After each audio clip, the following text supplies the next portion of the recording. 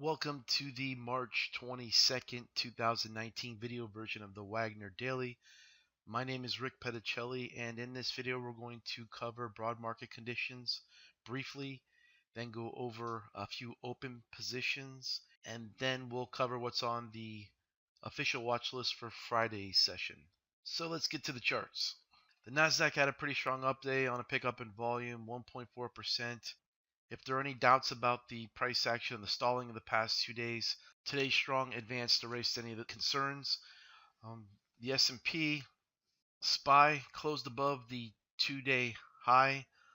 Also 2 days of potential stalling action, though it doesn't show here. Well, it does show the SPY having lighter volume, but we go by a NYSE volume, which was lower on the session. But still a nice response to 2 days of stalling action.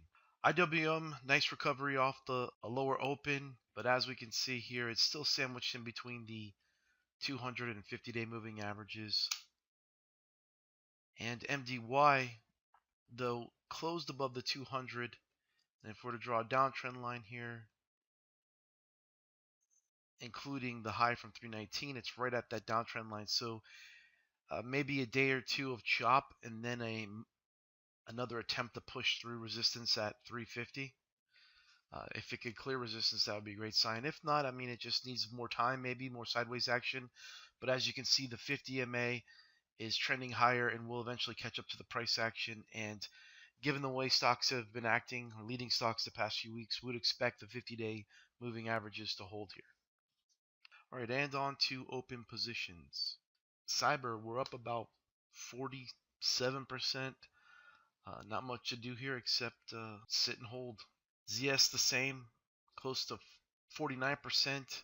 We already sold about 20% of ZS and Cyber earlier in the week, so yeah, we're just going to sit with the remaining position, keep a loose stop, and hopefully they can stay above the rising 10-day MA.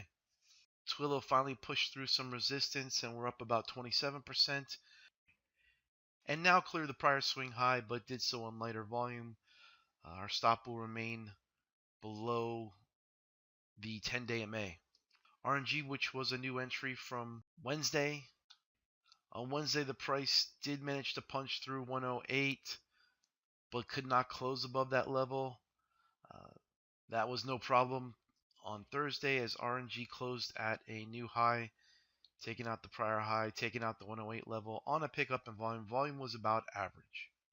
Ancron, unfortunately, took a bit of a dive here. Volume picked up a little bit, but remained fairly light here versus the 50-day moving average.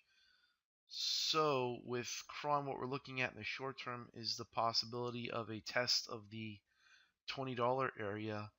And let's go to a weekly chart, give us a better idea of what to expect here.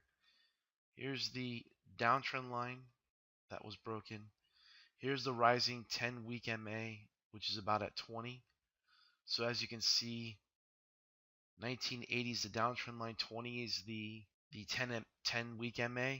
So we look for support to come in around the 1980-20 range, and hopefully it can hold there.